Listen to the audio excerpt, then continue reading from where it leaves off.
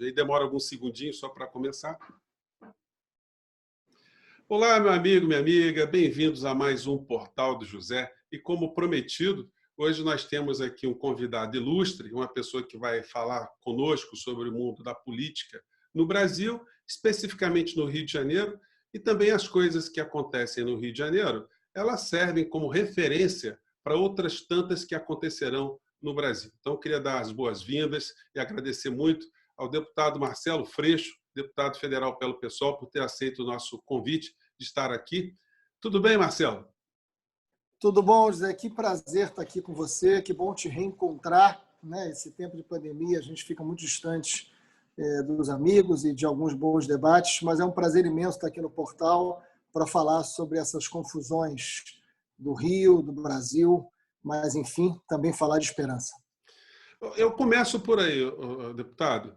Muitas pessoas que têm interagido com a gente no nosso portal, em outras redes também, muitas pessoas fora do Brasil têm manifestado assim uma descrença, uma chateação muito grande e um incômodo, e muitos até uma indignação pelo papel da esquerda nesse processo político que a gente está passando. Muitas pessoas cobram onde está a esquerda, por que a esquerda não está fazendo nada, a gente não vê ninguém falando nada.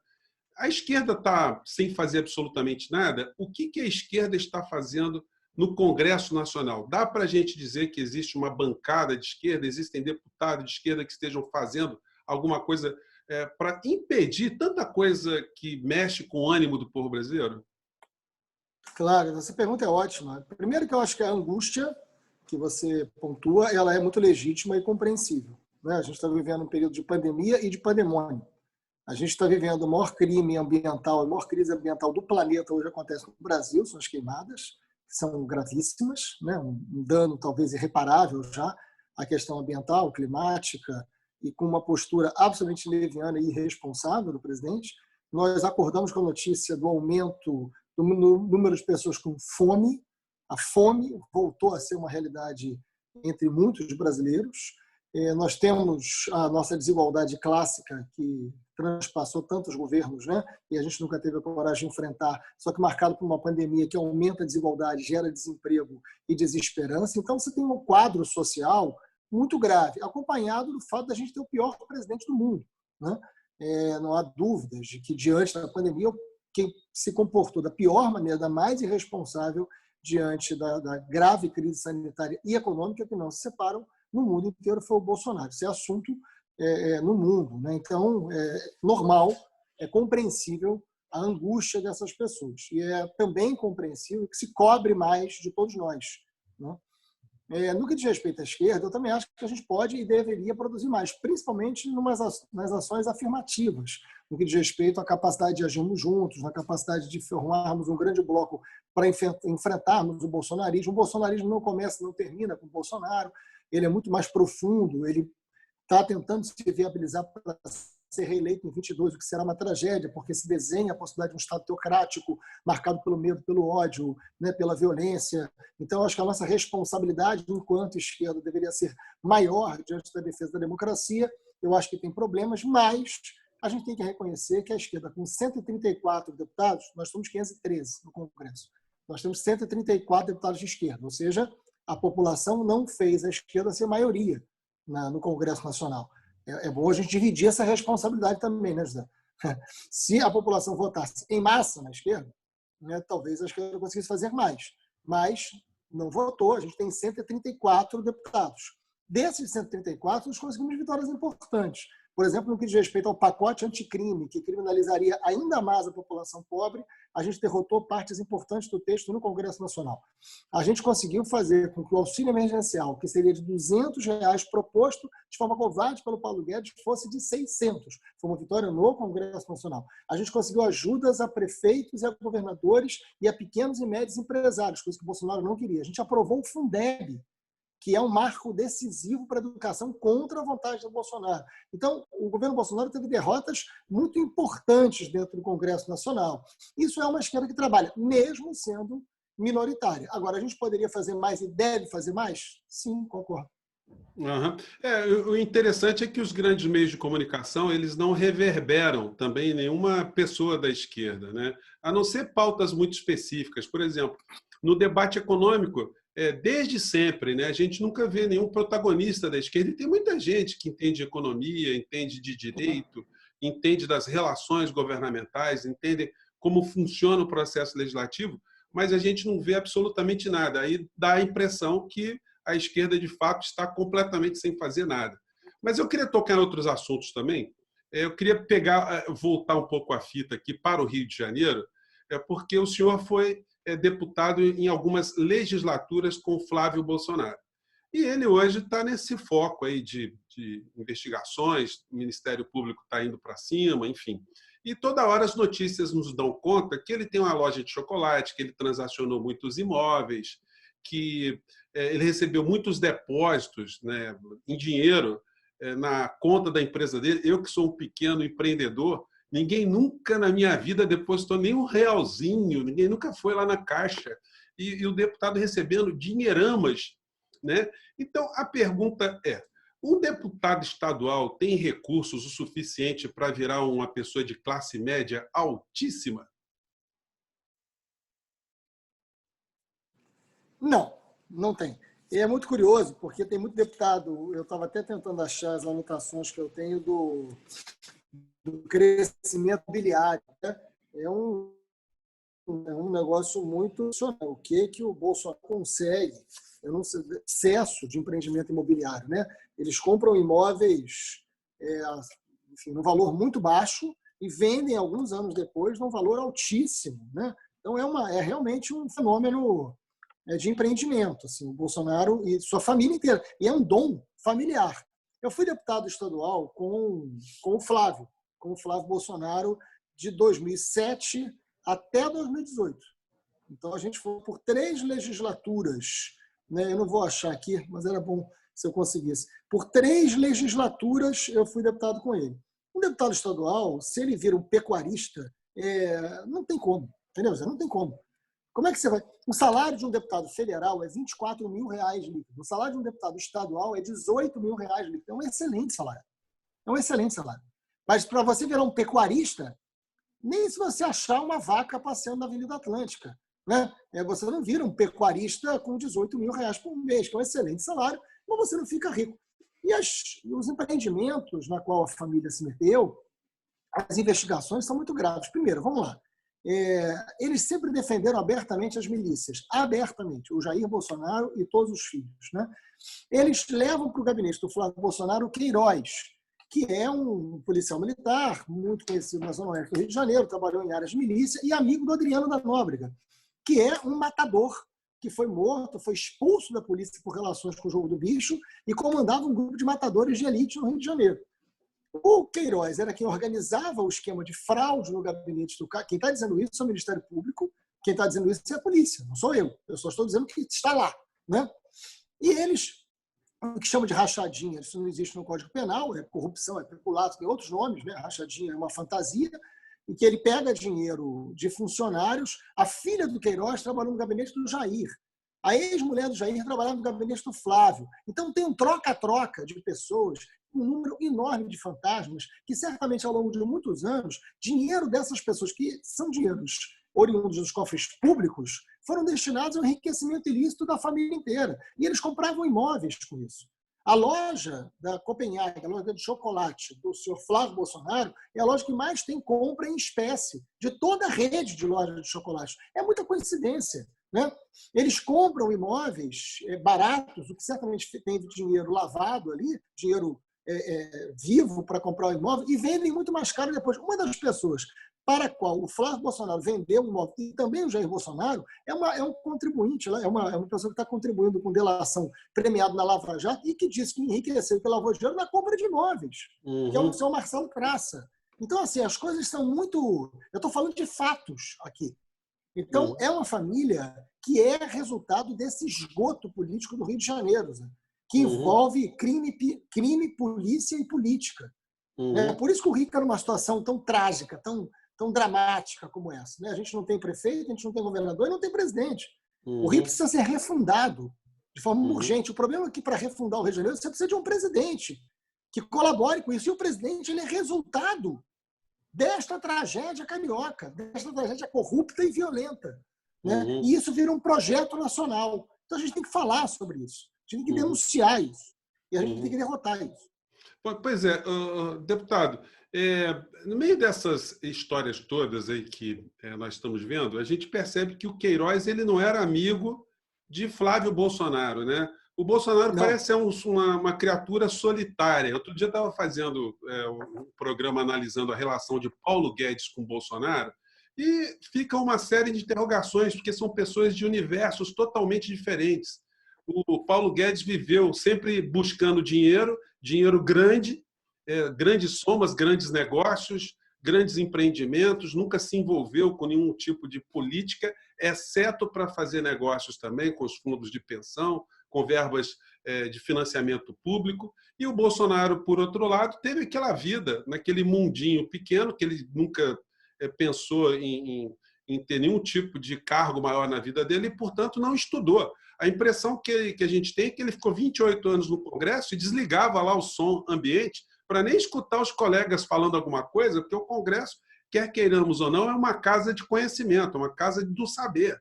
Você tem pessoas ali que têm formação profunda em várias questões, tanto no campo da honestidade, como também pessoas do outro lado, do lado oculto da força. O Bolsonaro ele se ufana muito, né, de nunca ter recebido dinheiro das empreiteiras nesses escândalos todos que acontecem aí. Mas pela experiência que a gente tem quando a gente analisa o processo político, empreiteira só compra aquele que pode dar alguma coisa de volta, né?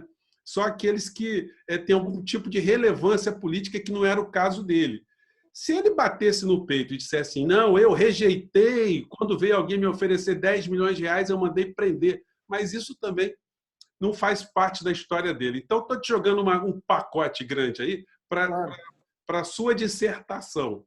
Como é que essa relação de Bolsonaro com esse mundo do Guedes e quem é Bolsonaro na vida particular, se ele tem amigos, se ele tem aliados e por que o Queiroz ficou sendo o homem poderoso do Flávio Bolsonaro? Vamos lá, vamos por partes. O Queiroz nunca teve poder algum, a não ser ir no caixa automático e sacar o dinheiro que a família mandou. O Queiroz está preso e a família está solta, talvez seja uma das grandes injustiças. Né? Não que o Queiroz devesse estar solto, né? Mas o Queiroz ele era o cara que ia no caixa automático e pegava o Queiroz era apenas uma pessoa de muita confiança da família. Não era ele que cometia crime. Né? Não era. Só para você ter uma ideia, eu achei aqui as minhas anotações. O Jair, a sua ex-mulher, né, que se chama Ana, de 97 a 2008, José, eles compraram 14 apartamentos. Você vê como é que ele é um empresário muito mais bem sucedido que você, se bem que ele não é empresário. 14 apartamentos, né? Casas e terrenos, no valor de 5,3 milhões. Isso só o Jair e a sua ex-mulher. Ex-mulher que depois foi para o gabinete do Flávio e colocou um monte do Carlos, botou um monte de laranja lá. 5 desses imóveis ele comprou com dinheiro vivo. Você comprou imóvel com dinheiro vivo? Não, eu nunca compra com dinheiro vivo além de... O que você compra com dinheiro vivo além de picolé? Né? Verdade. Mas vamos lá, chocolate. Né? 5 imóveis com dinheiro vivo. 2 casas, 2 terrenos e um apartamento, com dinheiro vivo. Um desses terrenos comprados, ele comprou por 160 mil em 2006. Eu estou dando dados para a gente não dizer isso é debate ideológico. Não. Eu estou indo no pé da letra aqui. Ele comprou um terreno por 160 mil reais em 2006 e vendeu por 1,9 milhão em 2011. É um empreendedor muito bem sucedido.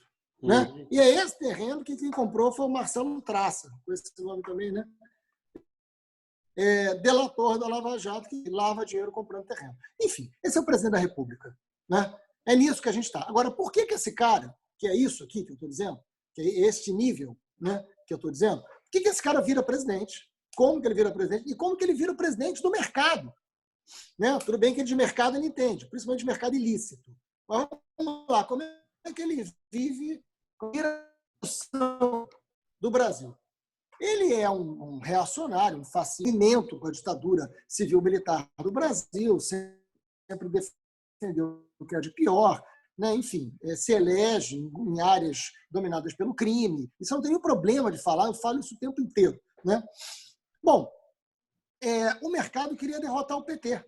O mercado queria, o setor do capital especulativo, né? A elite brasileira queria derrotar o PT. E queria, no final das contas, derrotar o...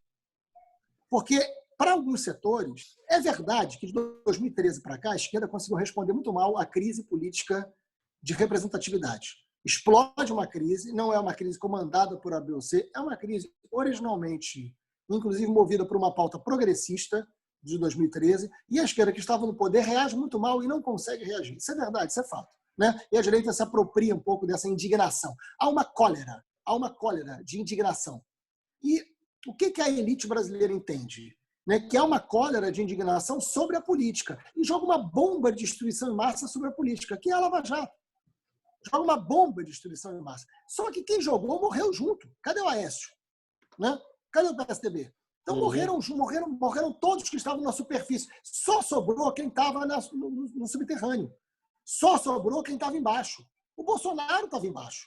E ele entende, ele faz leitura, e ele bola um projeto que é muito semelhante ao que acontece na Itália. Isso está acontecendo em vários lugares do mundo. Eu queria... Você pode sugerir livro aqui? Eu não tenho. Sim, pode. Vai ver que é o mesmo que eu estou lendo também. Eu tenho... Exatamente, eu tenho esse livro também. Maravilhoso. Leia Os Engenheiros do Caos. Né? O que aconteceu na Itália é muito parecido, né? Com o que acontece aqui em outros lugares do mundo. Então, assim, o Bolsonaro, que foi um deputado medíocre por 28 anos, é um deputado que almoçava, tomava café sozinho, ninguém dava atenção, porque ele é um beócio, não sabe falar, né? Não é um cara agradável, não sabe falar nem de futebol, não sabe falar de nada, né? Não é um cara não é um cara agradável. O Bolsonaro não é um presidente ruim, o Bolsonaro é uma pessoa ruim e um presidente horroroso. Então ninguém convivia com ele na Câmara, né? Porque é um desagradável. Então, de repente, esse cara vem das profundezas, consegue montar uma rede de zap, e nisso o seu filho também envolvido nessas falcatruas, o Carlos Bolsonaro é um gênio, né? Consegue se comunicar e consegue se apresentar como se não fosse da política. Ele que foi da política o tempo inteiro, ele da pior política possível, mas ele aparece numa narrativa, numa estética que aparece como se não fosse político. E rapidamente um setor da elite, ele não era a opção da elite no primeiro momento, a opção eram outros antipetistas dentro do quadro. Quando todos eles morreram na bomba de destruição em massa, sobrou o subterrâneo. E esse subterrâneo virou alternativa. Pois é. Está aí. Deputado, eu queria até te perguntar umas coisas também que são bem estruturais, porque é o seguinte, onde é que a esquerda errou? A gente tem que fazer crítica ao setor progressista da sociedade,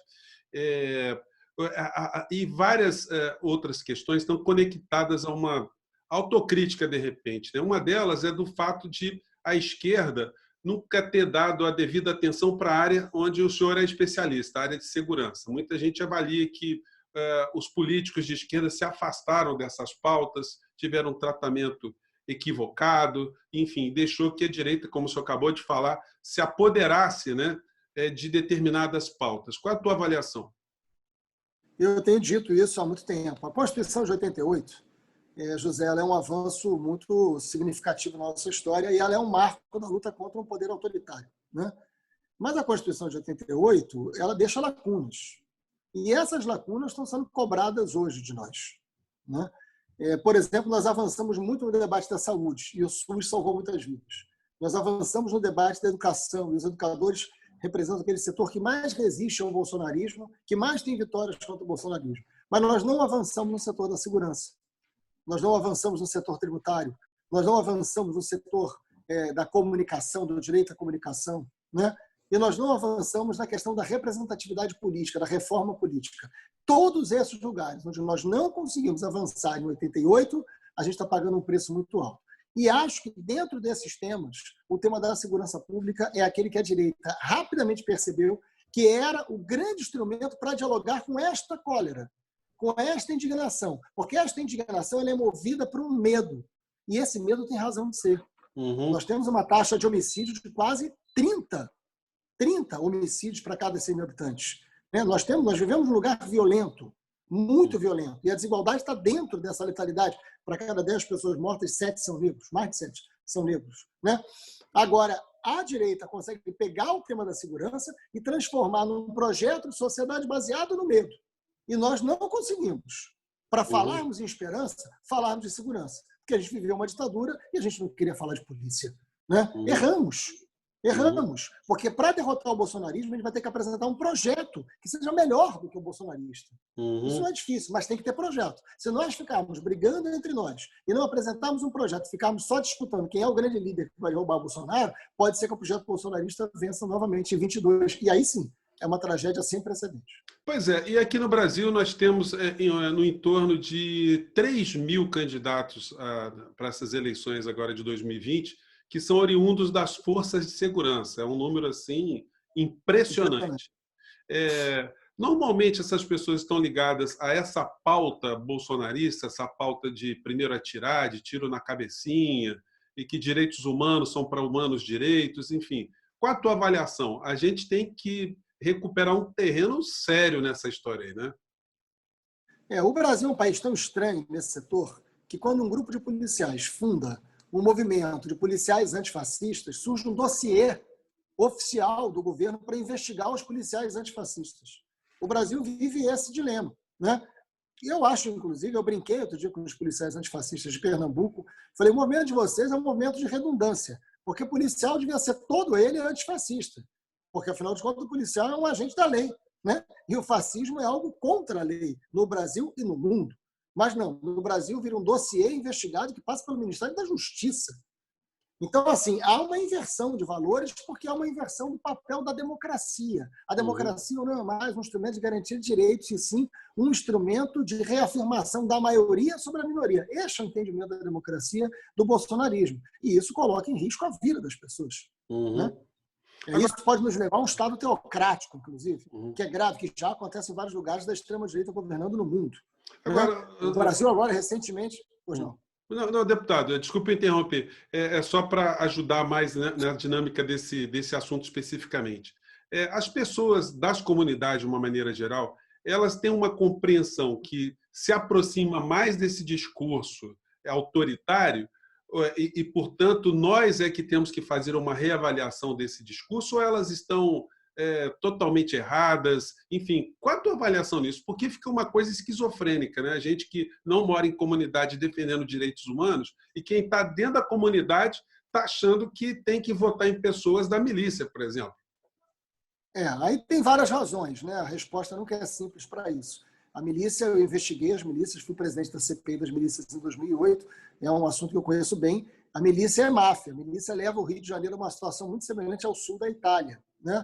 Ou a situação de Medellín, né, Bogotá, Cali, no período do narcotráfico ali, talvez mais no sul da Itália, pelas relações políticas que se tem. Né? A milícia é um lugar que tem domínio territorial, domínio eleitoral, domínio social. Né? Então, se torna um problema complexo. Fato é que nós temos que entrar no debate da segurança dizendo qual é a polícia que a gente quer.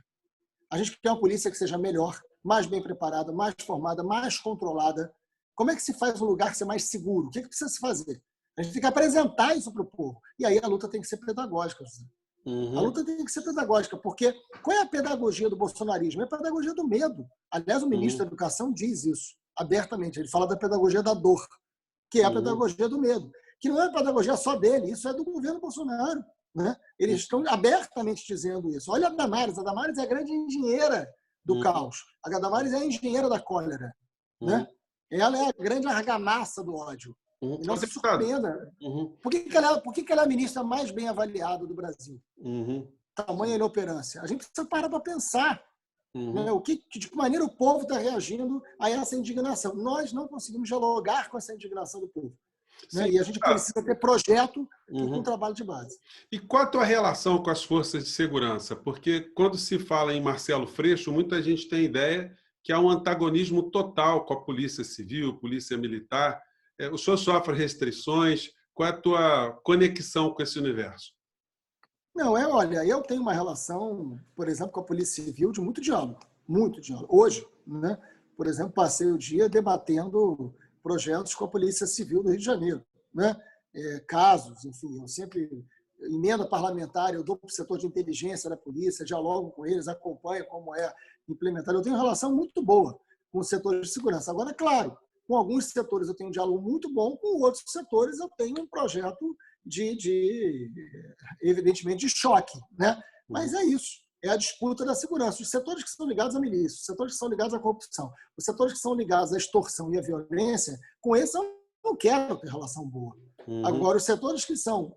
E é grande, viu? É grande. O setor da polícia que é honesto, que é trabalhador, que vem de área pobre, que tem ali um sonho familiar, a gente tem que resgatar. São trabalhadores da segurança. A esquerda tem que entender que são trabalhadores da segurança. Os que estão envolvidos com crime, estão envolvidos com crime. Os outros que são trabalhadores, a gente tem que chamar para um projeto que ele entenda que é melhor para ele e para a sociedade. Sim. Deputado, me chama a atenção nas últimas semanas e meses, né? Primeiro, o fato do presidente boliviano ter sido derrubado lá na Bolívia através de forças das polícias militares da Bolívia. E agora, na Argentina, a gente viu um motim das polícias também, ou da polícia de Buenos Aires, cercando a casa do presidente da República. Esse fenômeno das milícias ou de forças dentro das polícias, de uma maneira geral, é um fenômeno que transcendeu o Rio de Janeiro. Na época que a gente teve o filme Tropa de Elite, esse era um fenômeno que já acontecia em outros estados do Brasil, isso está evoluindo. Como é que o senhor analisa esses acontecimentos? Isso, eu postei sobre isso, inclusive, que aconteceu na Argentina recentemente, na Bolívia, e vem acontecendo no Brasil e em outros lugares, né? A gente já tinha algo semelhante também no Equador. Isso tem a ver com as milícias, né? Isso tem a ver com as milícias. E o Rio de Janeiro é pioneiro nesse modelo de milícia em relação ao Brasil. Isso acontece na virada para os anos 2000. A gente vai investigar isso em 2008 na CPI das milícias. O relatório está disponível, quem quiser, acho que vale a pena, porque lamentavelmente ele é atual ainda. O Bolsonaro, quando chegou, o Bolsonaro defendeu, quando eu fiz a CPI das milícias e defendi um relatório, o Bolsonaro era deputado federal, defendeu a legalização das milícias. O Jair Bolsonaro. Como é que se legaliza as milícias? Não tenho a menor ideia do que ele queria dizer com isso. Mas como eu não entendo quase nada do que ele diz, enfim, legalização das milícias, né? O Jair Bolsonaro defendeu isso. E os seus filhos têm relação ampla com a milícia. Olha aí o Adriano da Nóbrega, é um escândalo. Mas vamos lá. Essas milícias, José, elas são projeto político. Milícia é diferente do narcotráfico, milícia é diferente do tráfico. Milícia tem domínio territorial e domínio político. A milícia elege gente, coisa que o tráfico nunca conseguiu fazer no Rio de Janeiro. A milícia domina o território, domina a economia, domina as pessoas e domina o projeto político daquele lugar. Então é máfia. É uma estrutura de máfia, tem um projeto de poder. Isso é muito grave. Isso é uma ameaça. A milícia não é uma ameaça à segurança pública. A milícia é uma ameaça à democracia. Isso está no relatório da CPI de 2008, 12 anos atrás. Agora, o que a gente está vendo é o Bolsonaro liberando armas, liberando munições, estimulando a compra de armas. Só no mês de maio, a sociedade civil comprou 1,5 milhão de munições. Se todas as polícias juntas compraram 1,3 milhão, ou seja, é uma quebra do monopólio da força do Estado. É isso que representa. E o Bolsonaro fala em guerra civil, fala em armar as pessoas, fala em milícia política. Replica Mussolini, dizendo que as pessoas armadas são mais livres. Essa era uma frase do Mussolini na Itália fascista. Então, o Bolsonaro tem um projeto de armar a sociedade, de violar a Constituição de 88 e de estimular milícias políticas. Isso já começa a acontecer em alguns lugares da América Latina com avanços, e com avanços sociais, com avanços de governos mais progressistas. Era assim na Bolívia com o Evo, é assim na Argentina, e a reação da extrema-direita é sempre uma relação armada, autoritária e antidemocrática. Claro que a gente tem que ficar de olho, porque esse é um projeto Bolsonaro, essa é a essência do bolsonarismo. E ele estimula isso nas PMs. Por isso que os governos do Estado têm que ficar muito de olho nisso. Deputado, o Congresso ele é composto de uma forma muito eclética, né? O senhor acha que essas pautas de natureza moral, como, por exemplo, essa das armas, né, que tem uma questão ideológica também no meio dessa história toda, e outras também que estão sendo colocadas aí, elas vão ser aprovadas no meio dessa crise econômica? Qual o teu sentimento diante desses assuntos específicos? Eu trabalho muito sobre esse tema das armas. Teve um projeto do Bolsonaro que chegou, que era uma liberação generalizada de armas. Eu consegui mudar o texto, deixando exclusivo para CACs, né, para colecionadores e atiradores, com muitas restrições. Eles não gostaram, mas foi uma vitória nossa, foi mais uma vitória nossa no Congresso. Agora, o Bolsonaro está legislando sobre segurança pública através de decretos, né? E derrubar decreto é mais difícil do que mudar ou derrotar uma lei, né? Porque a gente tem que fazer o chamado PDL, o projeto de decreto legislativo para derrotar um decreto do presidente. E ele tem governado através de decreto na área de segurança pública. Isso já mostra o nível de autoritarismo né, que Bolsonaro tem. Mas é importante deter esse avanço de ilegalidade. O que Bolsonaro quer é acabar com o Estatuto de Desarmamento, acabar. E a Taurus teve um lucro no governo Bolsonaro de 111% no primeiro ano do governo Bolsonaro. 111%, só a Taurus. Então, também tem interesses econômicos colocados sobre esse governo, interesses de lobbies, né? Interesses de alguns setores. Então, a gente sabe o que está por trás disso. Bom, eu quero entrar agora nessas eleições que a gente vai enfrentar agora em 2020. Muitas pessoas perguntam aqui no portal do José, né, o que eu acho. Eu digo, olha, é muito difícil a gente achar alguma coisa, porque a situação que a gente está tendo no Brasil, nenhum cientista político se deparou em lugar nenhum. A gente pode estudar à vontade, porque o Brasil ele tem uma confluência de fatores que é difícil fazer uma previsão. Mas eu te jogo essa questão. Nós temos aqui, vamos pegar o Rio de Janeiro, como um laboratório. Assim, analisando aqui o Rio de Janeiro, o senhor está mais próximo, eu também, talvez a gente consiga projetar para outros estados, outros municípios, o que pode acontecer também. O senhor acha que a questão Bolsonaro, as pautas nacionais, a política econômica, elas interferirão de uma forma assim decisiva nas eleições municipais, ou as pessoas nas capitais, nas cidades, vão estar mais preocupadas com os assuntos domésticos, as pautas morais, aborto, arma, enfim, são assuntos que não entrarão nessa discussão. O senhor, que inclusive já foi candidato a prefeito aqui no Rio de Janeiro. Olha, Zé, todo ano a gente diz que as eleições municipais vão ser nacionalizadas. A gente fala isso sempre, né? E chega na hora, as eleições municipais discutem a cidade. Porque a cidade é o lugar onde as pessoas moram, né? Ninguém mora no Estado, ninguém mora na União.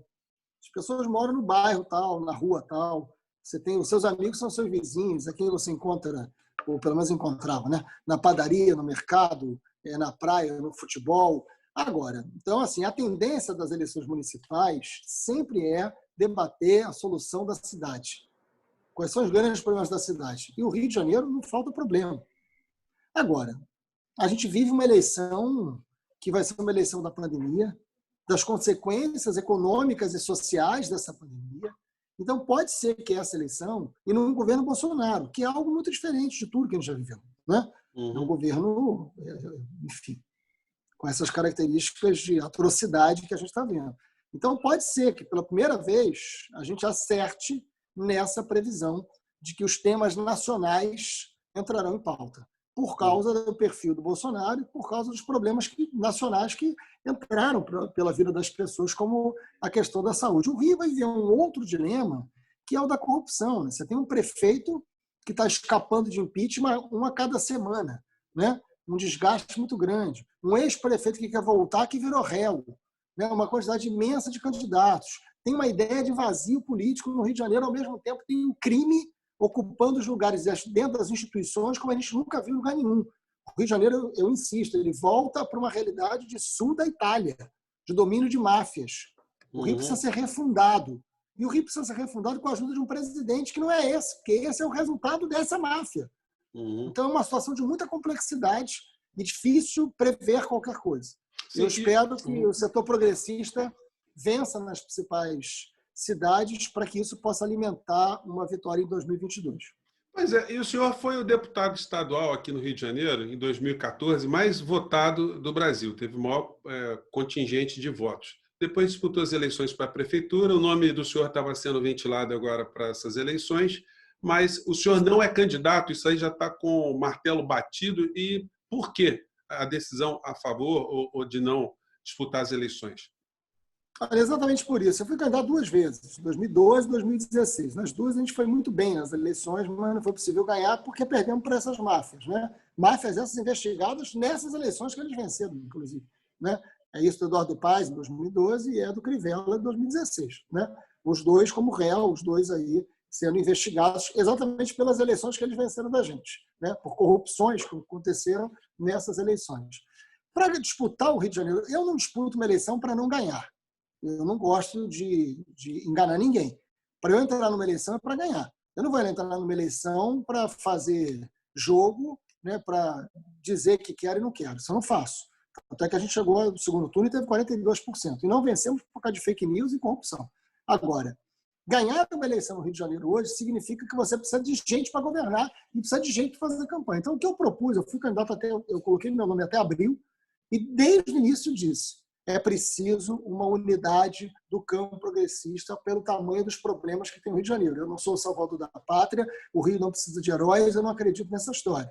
Ou a gente junta todo o campo progressista, ou a gente junta todo mundo, ou a gente tem responsabilidade, ou a gente torna nossos problemas menores, nossas diferenças menores do que os nossos desafios, ou não faz sentido a gente ir dividido, porque não dá para enfrentar o tamanho do problema que tem no Rio de Janeiro, não dá para enfrentar a milícia, não dá para enfrentar esse crime dentro do poder sem uma unidade mínima. Eu insisti nisso até o final. Dentro do PSOL teve problemas, outras candidaturas foram lançadas porque não queriam essa unidade, né? E eu acho uma pena, né?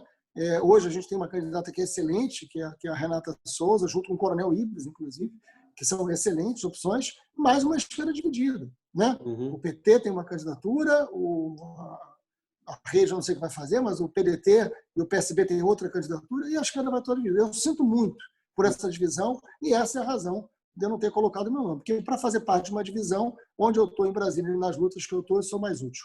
É interessante o teu ponto de vista, porque eu assisti já algumas entrevistas do ex-presidente Lula e ele pensa de forma exatamente contrária, né? Ele acha que o momento de divisão, de união, seria num segundo turno. Mas, pelo que o senhor está falando, aí a tua avaliação vai no sentido de que, se a gente não tiver essa pauta bem amarrada antes, a gente está arriscado a ter dois candidatos conservadores no segundo turno, né? Exatamente. Eu acho que essa resposta você já deu. O segundo turno pode ser uma opção, mas pode não ser. Porque para ter unidade de segundo turno, alguém tem que ir, né? Sim, o segundo sim. turno. E se não for? O segundo turno ela é uma alternativa ao que você não consegue no primeiro. Então, acho que nesse ponto, o Lula, que é meu amigo pessoal, né? Enfim, que eu gosto muito, que eu tenho muito respeito, mas eu não concordo. Eu acho que não é a hora de cada um olhar para o seu quintal, não é a hora de cada um olhar para o seu quintal, né? Tendo um tufão atrás arrancando a casa de todo mundo. Deputado, a gente tem uma participação muito grande, muitos inscritos em São Paulo, na capital. E lá a gente está vendo um fenômeno também que vai dentro dessa história que a gente está discutindo aqui. Guilherme Boulos está, segundo as pesquisas lá em São Paulo, está liderando o bloco que é considerado o bloco progressista. E lá o PT também insistiu em lançar uma candidatura que está sendo muito criticada, inclusive membros do PT já abandonaram, estão abraçando a candidatura de Guilherme Boulos, né? O que vai na mesma linha dessa tua interpretação, né? Exatamente. Falei com o Guilherme esse final de semana. A campanha do Guilherme é uma campanha muito bonita porque traz de volta a esperança, né? O Guilherme está fazendo esse trabalho de base, ouvindo as pessoas, fazendo aquilo que a gente fez aqui em 2012, que a gente fez em 2016. A diferença que tem em São Paulo e Rio é que no Rio não cabe mais uma campanha que encante apenas, né? O Rio precisa de uma campanha que encante, que vence e que consiga governar. São Paulo não tem a situação de crime no poder que tem o Rio. Então, o Rio, você não pode mais fazer uma campanha simbólica. Não estou dizendo que a campanha do Guilherme seja. A campanha do Guilherme é uma campanha que tem chance de vencer e é possível governar São Paulo. Porque São Paulo tem uma situação diferente do Rio de Janeiro hoje. O Rio vive uma situação de decadência que não é igual a nenhuma outra grande cidade. Então, teria que ter aqui, no primeiro turno, uma unidade. Em São Paulo, é uma pena não ter tido. Eu torço muito e vou fazer de tudo para ajudar o Guilherme para que ele chegue no segundo turno, que vai ser uma grande vitória para a cidade. Deputado, no nosso papo aqui, a gente já comentou que é muito difícil fazer previsão do futuro, né? Ainda mais aqui no Brasil. Mas eu quero te convidar para fazer essa reflexão do que a gente pode esperar para 2022. É possível a gente ter alguma percepção, pelo menos estrutural? O que o senhor está enxergando? Para onde vai a economia do nosso país? O que vai acontecer com o bolsonarismo? Quando passarmos as eleições de 2020, qual o retrato que a gente terá apontado aí para o futuro? Bom, essa avaliação é mais fácil do que o que vai ser o Brasil depois de 22, mas vamos lá. Eu acho que até 22 o bolsonarismo resiste, o bolsonarismo vai chegar competitivo a 2022, vai chegar com chance de reeleição. Isso eu não tenho dúvida, né? Se eles vão chegar com 30, com 25, mas vão chegar competitivos e Bolsonaro vai disputar a eleição de 22 com viabilidade, né? Eles estão fazendo todo o dever de casa que eles têm que fazer. O que nos cabe, aí a minha esperança, é que a gente possa ter essa maturidade da unidade de um projeto que derrote o bolsonarismo e que conte com esta unidade da esquerda. Eu acho que, em termos econômicos, desigualdade, a tendência é que o governo Bolsonaro prejudique muito o povo mais pobre, né? A volta de CPMF que o Guedes está propondo, a não coragem de tributar as grandes fortunas, né? Não vai enfrentar a desigualdade, não vai investir no setor público para que possa ter mais recursos para a saúde. E eu acho que a gente tem que apontar essas falhas do Bolsonaro com a grande massa dos brasileiros e apresentar proposta concreta. O que a gente quer para o SUS? Como a gente aumenta os recursos do SUS? Como é que a gente garante e viabiliza um ensino de qualidade de tempo integral? Eu acho que a hora que a gente tiver um programa, é mais fácil todas as lideranças de esquerda estarem nesse programa. Uhum. Bom, deputado, quero te agradecer muito a participação aqui no nosso Portal do José. Eu acho que a gente tocou em temas muito importantes, mas eu queria te dar a palavra final agora para dizer para os nossos inscritos aqui, para as pessoas que vão assistir o nosso papo mais à frente, né, que tipo de sentimento que a gente deve nutrir. A gente tem que entregar rapadura porque todas as forças do mal estão no poder, ou é agora que a gente tem que partir para cima mesmo? Não, imagina. Eu acho que tem muita gente boa fazendo coisa boa no Brasil. Muita. Se você olhar, por exemplo, no período de pandemia, o que aconteceu nas favelas do Rio de Janeiro, a quantidade de projetos de solidariedade, né, o que aconteceu no inverno, durante a pandemia, de entrega de casacos e agasalhos, de pessoas que têm pouca coisa. O Brasil tem no seu povo um sentimento de solidariedade, de afeto, de carinho, de acolhida, que é muito grande. Agora, tem também a indignação, né? Tem também o medo. E a gente precisa entender, perceber no povo brasileiro o quanto a gente tem que respeitar esse medo e dialogar com a esperança. Isso a gente precisa fazer o mais rápido possível. A gente precisa ouvir mais o povo, né? Trabalho de base é um trabalho de escuta, não é um trabalho de fala. A gente não tem que ir para as periferias e favelas falar. A gente tem que estar nesses lugares ouvindo. Essas pessoas reinventam a vida todos os dias. Essas pessoas sobrevivem da pandemia apesar do Bolsonaro. Que a gente aprenda com as pessoas mais pobres, que a gente aprenda com as periferias, com as favelas, e que a gente faça desse país a energia que sobra nesses lugares para fazer com que a vida tenha sentido. Tem muita gente boa fazendo coisa boa, que a gente aproveite isso e recupere o Brasil, né? O Brasil é maior do que o Bolsonaro. Deputado, muito obrigado por ter participado conosco aqui no Portal do José. Você que assistiu o nosso papo até agora, convido você, se não é inscrito ainda, se inscreva, ajude a gente a amplificar ainda mais esses debates, essas reflexões. E nós estamos aqui, como eu gosto sempre de fazer um paralelo, né? Como os abolicionistas estiveram na época da escravidão. Se não fossem pessoas como você, que está nesse debate, nos assistindo aqui, o deputado, tantas pessoas importantes que a gente já trouxe aqui, olha, a situação seria muito pior. Quero mandar um grande abraço a todos vocês. Deputado, mais uma vez, um grande abraço e até o nosso próximo encontro, né? Até logo. Tchau. E boa sorte aí no seu trabalho. Tchau. Obrigado, Zé. Um abraço a todos e todas.